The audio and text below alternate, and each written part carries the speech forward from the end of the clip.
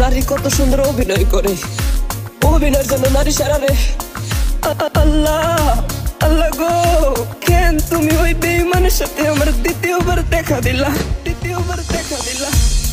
তোর প্রেমেতে পইরা জীবন হইল রে ছাড়ে খা। এখন আমার রইল বাকি শুধু অন্ধকার।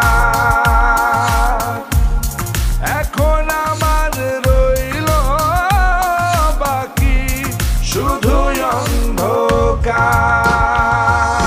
কতটা বেঈমান হলে পুরুষের জীবন নিয়ে খেলে।